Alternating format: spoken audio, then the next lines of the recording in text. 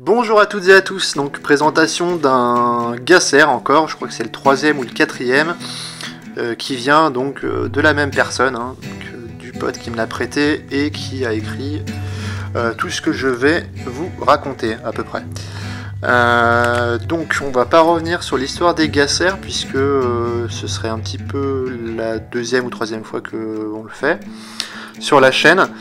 Par contre, on va un peu plus s'attarder sur la mécanique de ce revolver, puisque on ne l'avait pas fait jusqu'à maintenant. Pour les premières caractéristiques de ce revolver-là, donc il est chromé, mais pas d'origine. C'est par-dessus l'oxydation qui a été neutralisée. C'est pas moche, hein. On voit aussi que... Alors, on ne voit pas forcément bien à la caméra, mais il y a une espèce de la graisse hein, pour le stockage qui a pris une sale couleur qu'il faudra que j'enlève. Et des grosses coulures sur, en tout cas une grosse coulure visible sur la plaquette droite. Donc petite rectification du pote, on ne sait pas trop si c'est du chromage ou du nickelage, puisqu'il y a certaines parties qui prennent une petite patine. On va embrayer sur les marquages, on vous les remontrera un peu mieux après. Là vous voyez le numéro de série. On a regardé sur une table à poinçons, mais on n'y connaît pas grand chose dessus, donc si vous pouvez nous renseigner, ce serait sympa de votre part.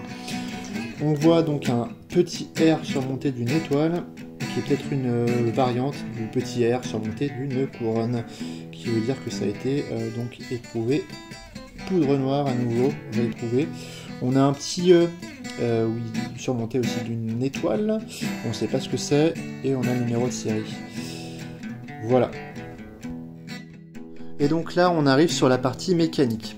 Donc cet exemplaire-là, il y a une double action qui fonctionne nickel, mais il a ce que mon pote appelle la maladie des Gasser, c'est-à-dire que la simple action, elle ne fonctionne pas, enfin il n'accroche pas en simple action, elle est usée due à la qualité donc, de l'acier hein, et de la qualité de l'usinage.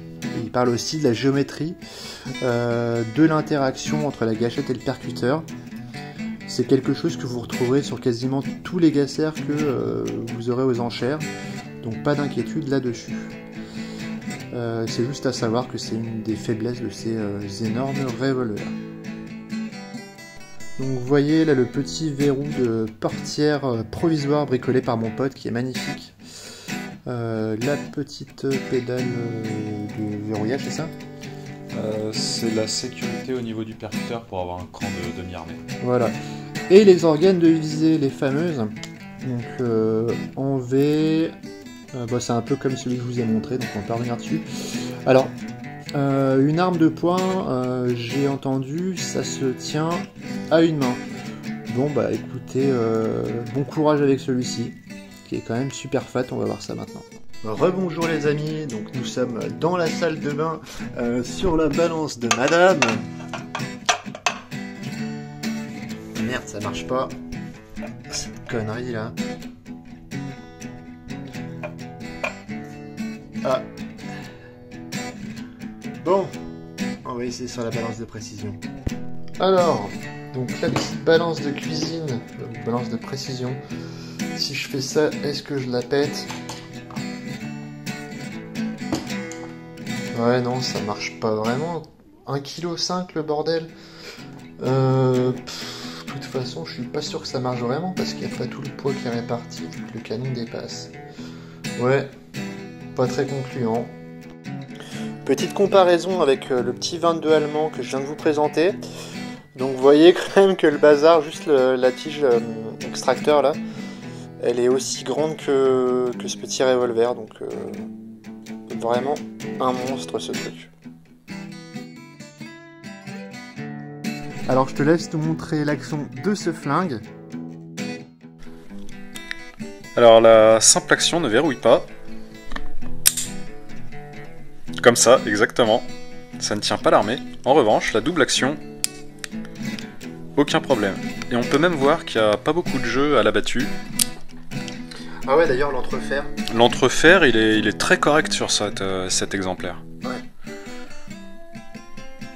Je vais essayer de zoomer. Ouais, non, franchement, c'est joli. Ah, il y a un truc qui m'a fait délirer aussi, c'est le Au niveau de l'extracteur, t'as un truc pour verrouiller, ça j'avais jamais vu. Ah oui. Si tu veux nous le montrer. Hein. Ouais. Comment tu déverrouilles ce bordel là? Alors la tige d'extraction, c'est un peu comme sur les premiers modèles de Gasser. Il faut desserrer la vis à oreille qui est là pour pouvoir la faire coulisser. Ça c'est génial quand même. Hop, on va indexer. Et voilà, comme ça on peut extraire les cartouches. Ou alors on peut retirer la tige. Et après t'es obligé de resserrer. Oui, on la resserre. Enfin, je pense qu'ils auraient dû mettre un ressort ou un autre système. Ça c'est un peu foireux, mais c'est quand même vachement rigolo. C'est rigolo, ouais. Et puis le machin là que t'as bricolé, c'est quoi? C'est une canette? Je sais pas, non, j'ai pris un bout de tôle que j'ai un peu tordu, histoire d'avoir de la flexibilité. Mais c'est sûr qu'il faudrait que je remplace cette saloperie. Ouais, parce que sinon t'as la partie qui se casse la gueule. Ouais, puis c'est ultra moche, hein, faut le reconnaître. Et après, il faudrait également que je remplace cette vis là pour avoir une sorte de petite tige qui dépasse qui permettrait de l'ouvrir comme ça, tout simplement. Ah, parce que la vis elle était pas d'origine. Je pense pas que ce soit d'origine cette pièce là. Ah oui, sur mon Gasser et sur un des tiens, t'as une espèce de boulet. Ouais, une tige plus jolie. Ah oui, et puis on avait les marquages à montrer aussi. Les marquages, ils sont là, mais on voit quand même vachement mieux les trous de rouille que les marquages. Ouais, c'est clair, ça se voit pas trop à la caméra en plus. Et t'avais le R là, le fameux R. Alors le E est là et le R est un peu au-dessus. Il est là, il se voit vraiment pas bien. Et au niveau du barillet, t'as rien? Au niveau du barillet, non, il y a, à part quelques gravures, j'ai pas repéré de marquage particulier, ni sur cette partie-là. Alors c'est rare qu'il y ait des marquages à l'avant du barillet. En revanche, plus souvent, on en a de ce côté-là. Ouais, alors que sur les trucs belges, là, t'en as un peu de partout. Ouais. Ah, t'as le numéro de série aussi. Le numéro de série, si tu nous autorises à le filmer. est là. Donc ça, c'est toujours pareil, fin du 19e, et ça a été fabriqué où? Alors, comme il n'y a pas de marquage qui permettent de l'identifier, c'est un peu comme le Gasser Mystère, celui-là non plus, on ne sait pas où il a été fabriqué. Après, il y a un autre point qui serait intéressant de signaler, c'est le fait qu'il manque une vis pour bloquer l'axe du barillet. Par contre, l'axe du barillet, je suis obligé de prendre un bout de bois et de taper dessus au marteau pour pouvoir le retirer. Ouais, j'allais dire justement que j'avais pas réussi à le dégager. Ah non, c'est très serré sur celui-là. Ce qui est intéressant aussi, c'est au niveau de la conception. On voit que les chambres ont été légèrement creusées pour pouvoir mettre le bourrelet. Alors ça, c'est une évolution de la technologie qui apparaissait à peu près à ce moment-là. C'est pour pallier au problème qu'une rupture d'étui peut entraîner avec des gaz qui s'échappent par l'arrière. En gros, le bourrelet est complètement recouvert. Donc ça évite d'avoir des gaz qui vont en direction du tireur. C'est pas comme le 22 que je viens de vous montrer. Après le 22... Le 22, par conception, on est obligé de taper le bourrelet. Par conséquent, on peut pas faire ce genre de choses. C'est logique. Voilà. Alors, de mémoire, en démontant un autre Gasser, j'avais vu qu'il n'y avait pas de gâchette entre la queue de détente et le percuteur. Et donc c'était vraiment la queue de détente qui servait de gâchette.